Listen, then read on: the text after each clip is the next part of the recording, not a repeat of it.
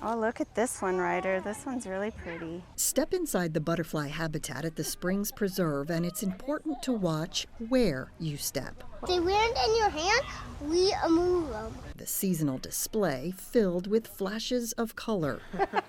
Very, very popular with our guests. Hundreds of butterflies perfectly at ease with their two-legged visitors. Oh, you got a blue one on you. Unfortunately, a fan favorite is now in trouble. The monarch, a symbol of spring, is losing ground outside habitat walls. Corey Kallstrom is a biologist with U.S. Fish and Wildlife Service. The monarch populations have declined approximately 90%, from 1 billion in the 1990s to approximately 50 million in recent counts. And the drop seems astonishing when you take a look at images like this.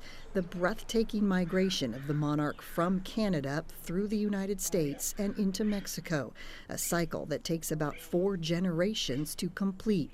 Now leaders in all 3 countries are working towards conservation, and U.S. Fish and Wildlife conducting a 1-year review to decide if the monarch should be listed as an endangered species. And it's sort of like the canary in the coal mine.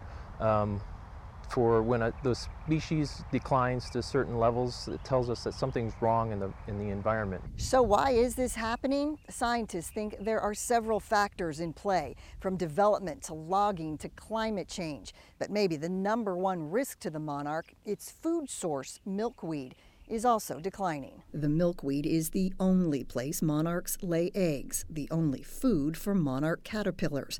And in the Midwest, where many of the butterflies are born, pesticide use from genetically engineered crops are killing milkweed, which is why science Those are milkweed seeds. could use more people like Anne-Marie Lardot.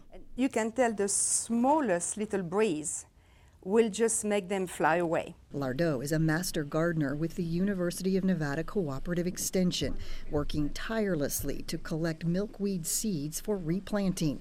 While it is found in very small quantities growing wild near Lake Mead and Red Rock Canyon, it's individual efforts to harvest and grow milkweed that could make the difference.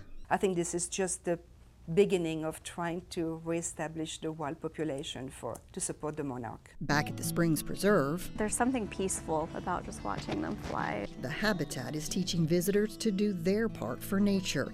Every plant here chosen specifically with butterflies in mind.